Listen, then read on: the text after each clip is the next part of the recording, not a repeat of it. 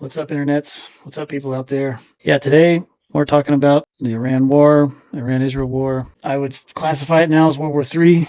So, yeah, I wanted to talk about, basically review what the Gang of Eight, just some of the statements from these senators. So they had a briefing, I think, day 2 or day 3 after the war started. And I just wanted to talk about what they said. You know, that's actually kind of the truest reaction or the closest to the truth that you're going to get. I mean, in war, you know, everyone has to understand, like, everyone's lying, right? So, you know, both sides are lying. But I think these interviews are probably the most real comments you're going to get, right? At least at this point in the war. Let's break down what they say, because a lot of times they'll tell you who they are, right? They'll tell you the truth if you listen closely. And even in like the mainstream media, you know, if you listen to it closely, you can hear the truth, but you got to parse it out, right? You have to sift through the bullshit. So, all right, this is Mike Johnson, Speaker of the House. Defensive operation if the U.S. struck first. The U.S. struck in a defensive posture if we knew for a fact. Wait a minute, let me answer the question. I thought I just did answer that question. If we knew for a fact that Israel was going to move, Iran was going to respond, and Iran was going to strike not just Israel, but the U.S. Remember, we're the great Satan, as they always say. Israel's the little Satan, okay? That they would act. We knew that intelligence. There was a name for the plan. We had all the information, all the intelligence. I'm not going to tell you how we knew that, but we did. We have the greatest intelligence operation in the world. So put a pin in that we have all this great intelligence, right? Note that, because I believe we don't. I believe we don't know what the hell is happening. So just put a pin in what he's saying there. And the greatest military. And we had an obligation and responsibility to use it to protect our interest, our people first, our troops, and our personnel and our assets. That is an America First objective. That is the objective of the country. The first responsibility of the federal government is to protect the country and its interest. And that's what we did here. I don't know how it's... So I don't understand how protecting bases in the Middle East is our interest. I don't understand how protecting Israel is our interest. You know, my personal belief, yeah, we need to get out of the Middle East and definitely get out of helping Israel. That's just my personal opinion. But yeah, let's see what else he has to say. Okay, now let's talk about the two Democratic senators. Said before, I've said. Sorry, let me rewind it. But yeah, these guys' reaction is probably the most revealing, in my opinion. Be clear. Said before, I'm saying now, there was no imminent threat to the United States of America by the Iranians. So he just came out of the exact same meeting. Two different stories, two different interpretations. I think, like we talked before, yeah, Israel dog walked us. I mean, Mike Johnson said it. Marco Rubio said it. Israel dog walked us into this war, and now there was a threat to Israel. If we equate a threat to Israel as the equivalent of an imminent threat to the United States, then we are in uncharted territory. We have seen the goals for this operation change now, I believe, 4 or 5 times. Yeah, so I talked about that last time. That, yeah, I mean, our goals keep changing. Let's let him. He's going to list it out, but yeah, he's right. A week ago, it was about the Iranian nuclear capacity. A few days later, it was about taking out the ballistic missiles. It was then, in the president's own words, about regime change. Excuse me. Maybe somebody claimed to have invented cell phones. I could turn them off. It was then about regime change, and now we hear it's about sinking the Iranian fleet. I would add, it was a couple months ago, it was about the protesters. We got to help the protesters, right? We can't help our own people, but we got to go out to literally the other side of the world and help protesters. A question I asked is, when the president of the United States says to the Iranian people, rise up, this is your chance to take your country back. What happens if 100,000 Iranian citizens go onto the streets of Tehran and the IRGC forces, which are brutal, murder 5,000, murder 10,000, murder 20,000? Does the United States of America have an obligation there, since the president called them into the streets? I mean, my personal take from what I've been, what it really is we're trying to create as much chaos within the country as possible. We don't really care about the people of Iran. We don't care about their well-being. We're trying to shatter the country like we did with Libya, Syria. Libya and Syria are really the biggest models, right? Where the countries are just weak and descend into chaos, right? Because it's good for those who are trying to gain power. Interests that cause this conflict. So I will clearly be voting with, I think, the bipartisan efforts that'll take place in the Senate and I hope in the House to bring forward the War Powers Act. So what, the administration explained what the end game is here? How do they describe that to you? And what about the impact and cost on Americans that's had so far? American assets, how much damage has the U.S. sustained from this war? Listen, I think it is, I'll grant the administration this, it is way too early, 48 hours in, for cost estimates. Clearly, when you combine the efforts of the amount of munitions that we have spent over the last year attacking the Houthis, the amount of munitions that's been spent on other ventures, I think the 7 different military conflicts the president has put America into. I thought he was the peace president. We're now in 7 different conflicts. Our munitions are low. That's public knowledge. It will require additional funding. So notice they have no clue what this war is going to cost us. None. And he's actually being gracious. I would say if you go into a war, you have no idea what it's going to cost, no idea how long it's going to take or what you're trying to accomplish. Imagine if you were buying a house and you had a contractor that you're hiring to build a house for you, if you want to build a new house, and you have no idea what it's going to cost, how long it's going to take, what it's going to look like. This is just absurd. Funding where we have other domestic needs as well. In terms of the end game, I've heard 5 different rationales for what our goal, like 5: nuclear, the missiles, regime change, sinking of the Iranian fleet. At least 4 different goals in the last 8 or 9 days. So the fleet is just a bullshit. That's obvious. It's an obvious, and the nuclear too. The nuclear and the fleet. They're just trying to lie. They're just trying to throw as many lies out there as possible and hope something sticks, right? But the fleet, the Iranian Navy was not a threat to anybody, not to Israel or the United States. And like I said before, the fleet was not a threat. That's just a smokescreen. But the ballistic missiles and the drones gave Iran a tactical advantage, and that's really what they were afraid of. And now they really have no way to take that away from Iran. Iran still has the strategic advantage. I'm not sure which of those goals, if met, means that we're in an end game. Senator, can I ask you, looking back over the last year, all the times that Congress had a chance to weigh in, or the administration was acting, whether it was in Venezuela or other places, or even in Iran previously, looking back, do you feel like Congress has missed its moment here? Is it basically irrelevant when it comes to declaring war, or is there something that can be done? So far, Congress has been totally irrelevant. So that is a key statement, right? Congress has abdicated its duties.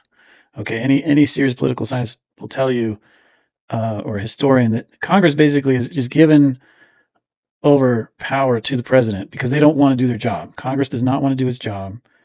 They just want to, hobnob and, suck up to wealthy people. And I don't think, they're clearly not doing their job, and he's admitting it. Because we've not used our power. And again, I'll go back to the irony of, if you look back in early January, when the Iranian people bravely, against this, again, awful regime, were in the streets on record numbers, you could have actually made a case then that taking a strike towards the IRGC might have pushed the people forward and the regime to crumble. So there's never been a case where you just bomb people and you get the result that you want. You get a government that you want, and the country just collapses, right? It just doesn't happen. When you bomb people like this, it actually gels, or it coalesces the country, right? They have a common enemy now, right? We saw this, in our own 9/11, right? We all of a sudden had the country come together. And by the way, we just lived through Gaza, right? Where, these people could not have been bombed more. These were civilians that were, just the shit was bombed out of them. And they did not give up. They still have not given up. After 2 years of just constant bombing, they just, it's just, bombs do not fix things. Couldn't do that for two reasons. Because the military capability that we would normally have in the region, the aircraft carrier Ford, was off the coast of Venezuela on another one of the president's military follies. And the ability for us to bring our European allies to bear helping us, who have diplomatic presence still with Iran, they were appropriately distracted because of the president's folly about Greenland. So I might not have agreed with an action then, but at least there was a logic to that moment in time. So everyone should know, too, that this is very common behavior for an empire that's collapsing, right? Lashing out at these small countries like Greenland, Cuba, Venezuela, very weak countries. The empire, these are desperation moves from an empire that's in its death throes. Now, it appears that the timeline is not being driven by American imminent security concerns, but by others. And another point that I think is very valid is the reason they're not really articulating a good goal, or they're just kind of lying about the goals. Oh, it's the nuclear, it's the protesters, it's the Navy, because they don't really want to. They don't want to state the goal, right? They don't want to specify what the goals are. The State Department urged Americans living in 14 countries in the Middle East to leave as soon as possible. Pardon me, say that again. A little broad. All right, let's look at Chris Murphy. He was the most revealing, in my opinion. What do you say to Republicans who are saying that there's no need for any sort of authorization here? Because this is not unlike what happened in Libya, when there was no congressional authorization during those attacks, and Democrats didn't raise a fuss back then. We did raise a fuss. I mean, many of us publicly called for there to be a war authorization debate, so check the record. This is the most significant military action that this country has taken since the Iraq War. It is much bigger and will be much bigger than Libya.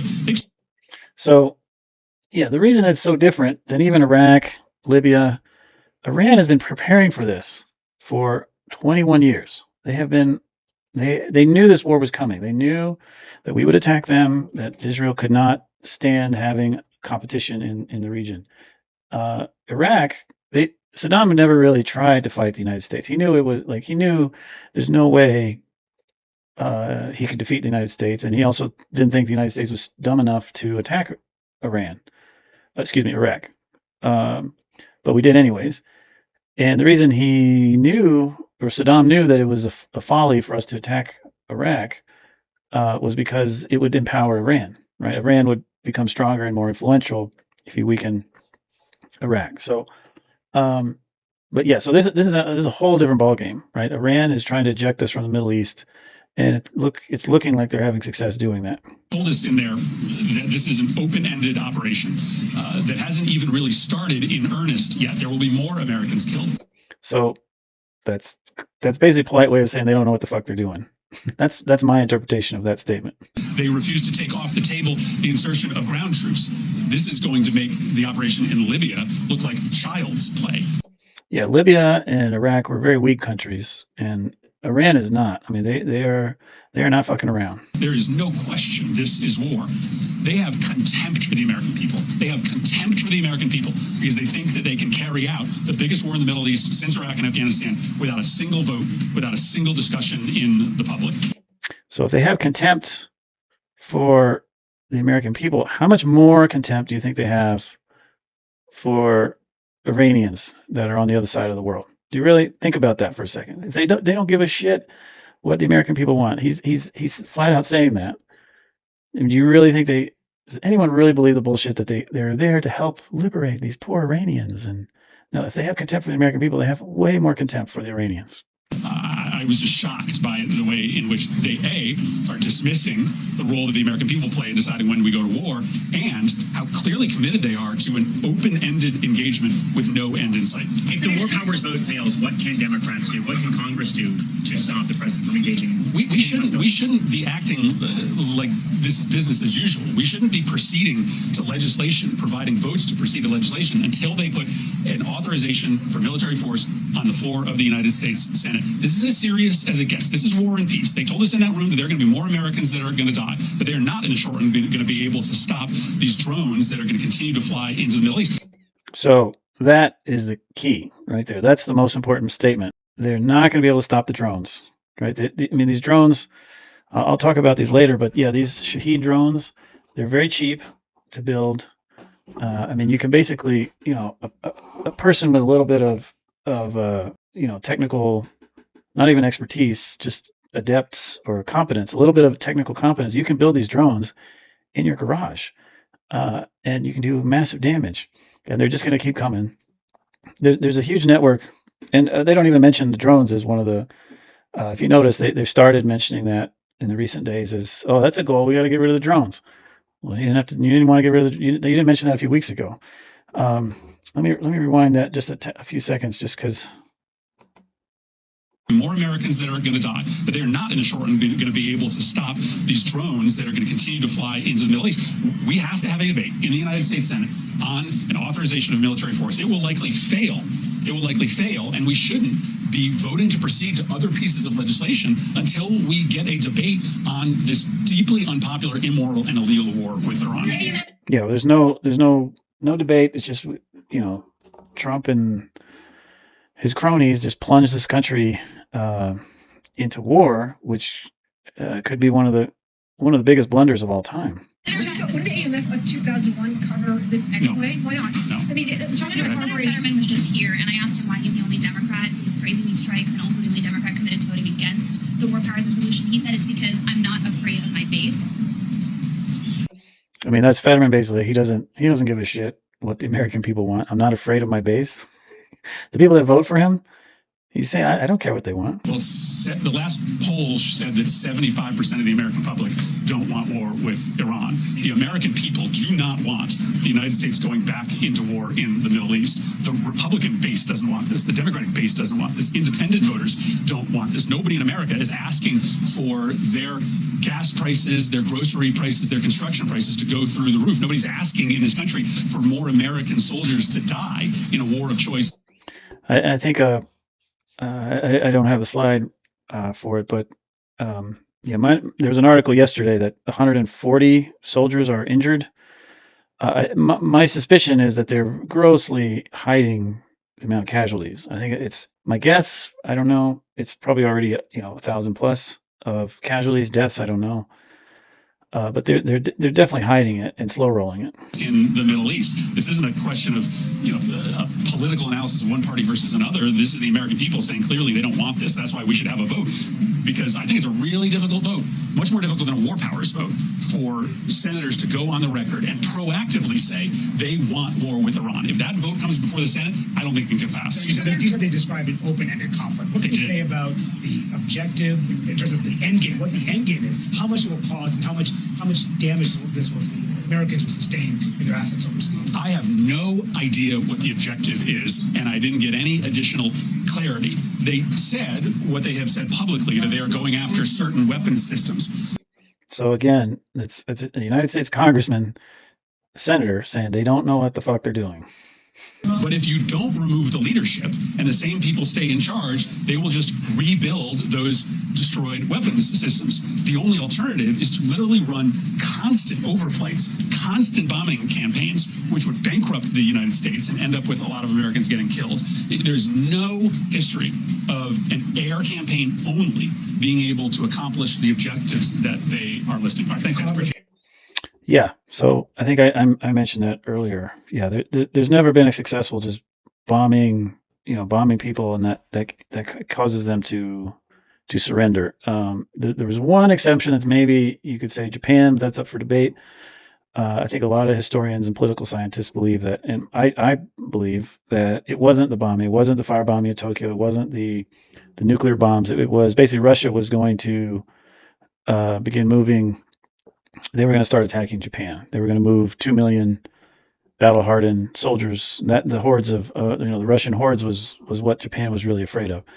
So yeah, I mean we're in a pickle here, and it seems like it's only getting worse. I mean this happened I think 7 or 8 days ago. This press conference or this meeting, and yeah. So I try to end every video on a little bit of positive note, or at least something to empower people, and.